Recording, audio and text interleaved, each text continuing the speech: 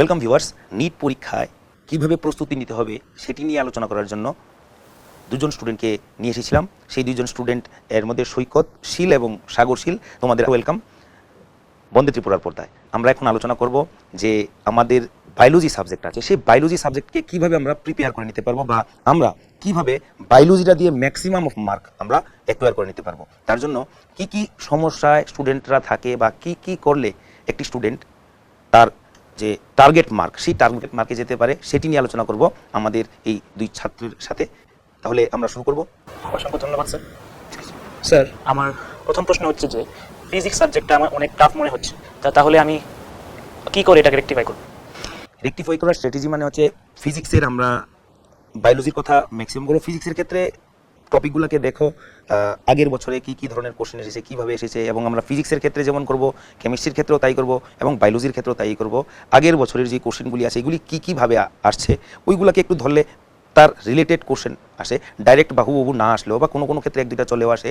আমরা কিন্তু এগুলিকে স্টাডি করলে একটু ভালোভাবে বুঝতে পারি যে এই ধরনের কোশ্চেন আছে। তাহলে যদি আমি এই ধরনের কোশ্চেনগুলোকে প্র্যাকটিস করে যাই, তার থেকে যদি কোনো ধরনের কোশ্চেন আটকায় তাহলে আমাদের কিন্তু হয়ে যাবে। তাহলে আমাদের ধরে নিতে হবে যে প্রত্যেকটা টপিক ভালো করে দেখার পর আমরা প্রিভিয়াস ইয়ার কোশ্চেনগুলোকে দেখছি কিনা, ট্রেন্ডগুলোকে আমার ভেতরে কাজ করছে কিনা, অর্থাৎ কী ধরনের কোশ্চেন দিতে চাইছে, কী ধরনের কোশ্চেন আসছে, এই লেভেলটাকে আমরা যদি ধরে নিতে পারি তাহলে আমাদের ক্ষেত্রে এরকম একটা অসুবিধা হবে না। তাহলে সাজেশন থাকবে তোমার জন্য ওইভাবেই স্ট্র্যাটেজিটা নাও। স্যার, বায়োলজি ইম্পর্টেন্ট ইউনিটসগুলি যেগুলি আছে সেইগুলি থেকে নিটে কীরকম মার্কস আসে? অ্যাকচুয়ালি বায়োলজির মধ্যে ইম্পর্টেন্ট ইউনিট বলে কিছু নাই। বায়োলজির মধ্যে প্রত্যেকটা টপিকই ইম্পর্টেন্ট, অর্থাৎ প্রত্যেকটা টপিকই আমার ভালো করে জানা থাকতে হবে যদি আমি একটা ভালো সিট আশা করি। তাহলে আমার এরকম করার দরকার নেই যে আমি ইউনিট 8 বাদ দিয়ে দেবো বা ইউনিট 9 বাদ দিয়ে দেবো বা ইউনিট 7 বাদ দিয়ে দেবো, এরকম কিছু ভাবার দরকার নেই। আমার সবগুলি আনসার করতে হবে, সেই রকমভাবে আমার স্ট্র্যাটেজি নিতে হবে। এখানে যদি আমি বলি যে ইম্পর্টেন্ট টপিক প্রত্যেকটা যেই পার্টিশন আছে, প্রত্যেকটা পার্ট আছে, প্রত্যেকটা পার্ট থেকেই কোশ্চেন আসতে পারে। তাহলে ইম্পর্টেন্ট প্রত্যেকটা টপিকই। এখন বলেছিলে তুমি যে আমাদের প্রত্যেকটি ইউনিট থেকে কীভাবে কোশ্চেন সেট হয়। অ্যাকচুয়ালি আমরা 2025-এ দেখেছি যে কোশ্চেন সেট হয়েছিল, তাতে 41 কোশ্চেন্স আর ফ্রম ক্লাস 11 এবং 49 questions are given from class 12 syllabus. তাহলে আমরা এরকম কোনো স্ট্র্যাটেজি নিতে পারবো না যে ক্লাস 12 ভালো করে পড়ে যাবো, ক্লাস 11 পড়বো না, বা ক্লাস 11 ভালো করে পড়ে যাবো, আমরা ক্লাস 12 পড়বো না। কারণ আমাদের সবটা ওভারঅল হতে পারলে আমাদের রেজাল্ট ভালো হবে বায়োলজির মধ্যে। তাহলে এখানে এরকমটাও ভাবার দরকার নেই যে এর আগের বছর 41 কোশ্চেন্স এসেছে 11 থেকে, আবার 49 কোশ্চেন্স এসেছে ফ্রম ক্লাস 12। এবার উল্টাও হতে পারে, আবার এরকম হতে পারে সমান সমান মার্ক চলে এসেছে। আবার এরকমও কিছু কোশ্চেন আছে যে এটা ক্লাস 11-এও রাখা যায়, এটা ক্লাস 12-এও রাখা যায়। তবে ম্যাক্সিমাম কোশ্চেনের ক্ষেত্রে আমরা দেখি ডাইরেক্ট কোশ্চেনও চলে আসে, আবার কোনো কোনো ক্ষেত্রে একটু থিঙ্কিং বেসড কোশ্চেন আসে। তাহলে আমাদের সব দিক দিয়েই প্রস্তুত থাকতে হবে। ইউনিট ধরে যদি আমরা বলি কত আসছে, এমন কোনো বাধা ধরা নেই যে এই ইউনিট থেকে আমার এতটা কোশ্চেন আসবে। তবু আমরা দেখেছি বরাবর বা ট্রেন্ড ফলো করলে মলিকুলার বায়োলজি, জেনেটিক্স এবং ইভলিউশন অর্থাৎ ইউনিট 7 থেকে ম্যাক্সিমাম কোশ্চেন এসেছে।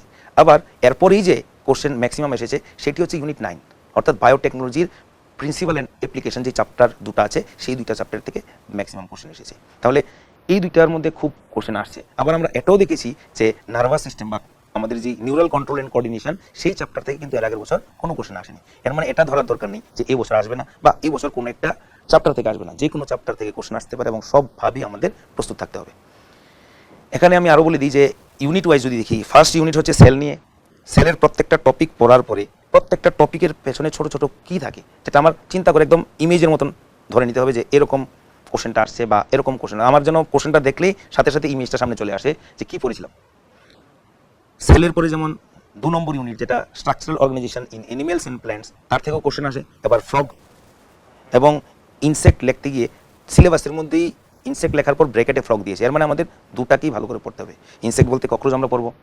এদিক দিয়ে থার্ড ইউনিট, সেই থার্ড ইউনিটের মধ্যে আমরা দেখছি সেল যে ইউনিট আছে সেই সেল ইউনিটের মধ্যে structure of cell, cell division এবং বায়োমলিকুলস সবগুলি নিয়ে এখানে আলোচনা করা আছে। তাহলে এই টপিকগুলোকেও আমাদের ভালো করে পড়াশোনা করে নিতে হবে। তারপর আমরা যখন 4 নম্বর ইউনিট দেখলাম প্লান্ট ফিজিওলজি, প্লান্ট ফিজিওলজির মধ্যে ফটোসিনথেসিস এই চ্যাপ্টারটা খুব ইম্পর্টেন্ট। আবার ফটোসিনথেসিসের সাথেই চলে আসছে রেসপিরেশন এবং প্লান্ট গ্রোথ অ্যান্ড ডেভেলপমেন্ট, এখান থেকেও বিভিন্ন ধরনের কোশ্চেন সেট হয়। তাহলে আমাদের এটার জন্য প্রস্তুত থাকতে হবে। এর পরের টপিকটাই হচ্ছে হিউম্যান ফিজিওলজি।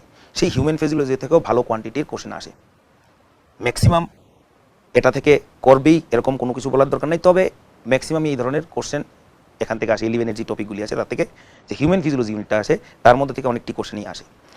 এদিক দিয়ে ক্লাস 12 যদি ধরি ইউনিট 6 চলে আসছে যেখানে রিপ্রোডাকশন, প্লান্টের রিপ্রোডাকশন, হিউম্যানের রিপ্রোডাকশন এবং রিপ্রোডাক্টিভ হেলথ নিয়ে ডিসকাশন করা আছে। এই চ্যাপ্টারগুলো থেকেও ভালো অ্যামাউন্টের কোশ্চেন আসে। ইউনিট 7 থেকে আমি বলেছিলাম এর আগের বছর সবচেয়ে বেশি কোশ্চেন এসেছে জেনেটিক্স, মলিকুলার বায়োলজি এবং ইভলিউশন। এই চ্যাপ্টারগুলি খুব ভালো করে পড়ে নিলে ভালোই হবে, কারণ 7 নম্বর ইউনিট থেকে ম্যাক্সিমাম কোশ্চেন এর আগের বছর এসেছে। এরপর আমরা দেখলাম যে ইউনিট 8 যেটার মধ্যে হিউম্যান ওয়েলফেয়ার যেই ইউনিটটা আছে তাতে হিউম্যান হেলথ অ্যান্ড ডিজিজ এবং মাইক্রোবস ইন হিউম্যান ওয়েলফেয়ার এই দুইটা চ্যাপ্টার থেকে অনেকগুলি কোশ্চেন আসে। তাহলে আমরা এখানেও খুব ভালো করে স্টাডি করে নেব। অপরদিকে 9 নাম্বার যে ইউনিটটা আছে সেই 9 নাম্বার ইউনিটের মধ্যে আমরা দেখলাম বায়োটেকনোলজির প্রিন্সিপাল অ্যান্ড প্রসেসেস, অপরদিকে বায়োটেকনোলজির অ্যাপ্লিকেশন কীভাবে হয় এগুলিও আমরা ভালো করে দেখে নেব। এবং লাস্ট ইউনিট যেটা এনভায়রনমেন্ট রিলেটেড তার থেকেও অনেকগুলি কোশ্চেন আছে। তাহলে প্রত্যেকটি টপিক এবং প্রত্যেকটি ইউনিটকে আমরা থরো করে নেব, এমনভাবে পড়ব যেমন এখনকার যেই সময়ে প্রচুর সময় মূল্যবান, প্রচুর সময় এখন কমে গেছে, আমাদের সামনে আর মাত্র কয়েকটা দিন। সেই সময়টাকে মাথায় রেখে আমরা যত তাড়াতাড়ি সম্ভব রিকল করার চেষ্টা করব, কী পড়েছিলাম, কীভাবে একটা রেপ্লিকেশন হয়েছিল, এইভাবে আমরা আমাদের নিজেকে তৈরি করব। সাথে প্রিভিয়াস ইয়ার কোশ্চেনগুলো অবশ্যই দেখব, তাতে আমাদের ট্রেন্ড ফলো হবে, আমরা আপনি নিজের থেকে তৈরি হতে পারবো যে এই ধরনের কোশ্চেন সেট হতে পারে, এটা আমরা ওই সময় বুঝে নিতে পারবো। তাহলে এটাই তোমার জন্য সাজেশন থাকবে যে আমরা প্রত্যেকটি ইউনিটকে, প্রত্যেকটি টপিককে সমান প্রাধান্য দিয়ে সবগুলাকে ইম্পর্টেন্ট ধরে আমরা পড়াশোনা করব। ঠিক আছে স্যার, আমার নেক্সট কোশ্চেন হলো যে নিট পরীক্ষায় আনসার করার সময় আমি কি স্টেপ ফলো করব? অ্যাকচুয়ালি সেই স্টেপগুলি যে এক্সাম হলে গিয়ে তুমি কি করবে এটা অ্যাকচুয়ালি পুরাপুরি তোমার ব্যাপার। তারপরেও গাইড বলো, টিচার বলো, বাবা মা বলো, হলের আগ পর্যন্ত তোমাকে বিভিন্নভাবে হেল্প করবে, এটা পড়ো, ওটা পড়েছি, সেই অনেক কিছু। কিন্তু যখন তুমি হলে চলে যাবে সেটা তোমারই স্ট্র্যাটেজি থাকবে যে তুমি কীভাবে এটাকে আনসার করবে। অনেকে অনেক রকমের মেথড ফলো করে, যেমন অনেকেই কী করে কোশ্চেনটাকে ধরে প্রথমে যেগুলো আনসার এগুলোকে রাইট দিয়ে চলে যায় কোশ্চেন পেপারের মধ্যে।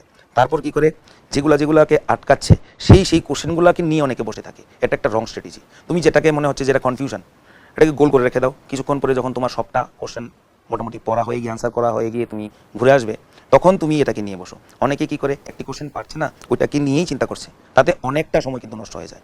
ওইটা না করলে ভালো।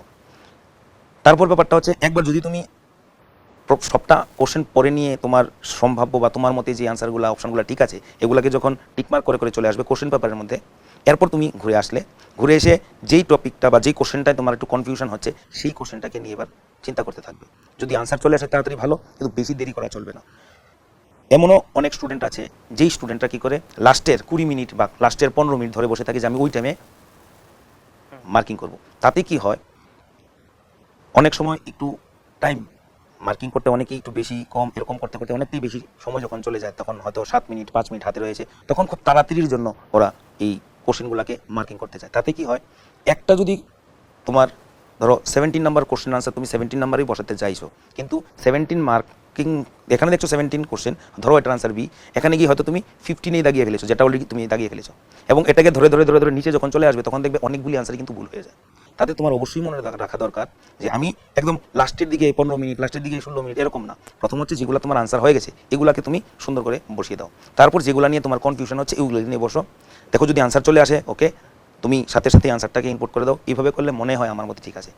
স্যার, অনেক সময় এমন মনে হয় যে দুইটা অপশন কনফিউশন থাকে, তাহলে এমন সময় কি করা দরকার? ভালো প্রশ্ন। অ্যাকচুয়ালি অনেক সময় এক্ষেত্রে দেখা যায় যে ডিউরিং এক্সাম 4টা অপশনের মধ্যে 2টা অপশন 100% ইনকারেক্ট, কিন্তু বাকি 2টার মধ্যে আমার কনফিউশন হচ্ছে এখন আমি কোনটাকে দেবো। ওই ক্ষেত্রে প্রশ্নটাকে আবার পড়বে। প্রশ্ন পড়তে শুধু প্রশ্নের দিকেই যখন চলে যাবে মনটা, তখন দেখবে টপিকটা আপনি যেন মাথার মধ্যে কাজ করছে। তখন আবার পড়তে যাও অপশনগুলো, সেই অপশনগুলোর মধ্যে দেখবে একটা আনসার হয়ে যায়। এই ক্ষেত্রেও যদি না আসে, যদি টপিকটা পড়া থাকে তোমার, তাহলে অপশনগুলোকে ভালো করে পড়ো এবং কোশ্চেনটাকেও সাথে পড়ো, দেখবে এটার সাথে একটা সুন্দর মিল চলে আসবে।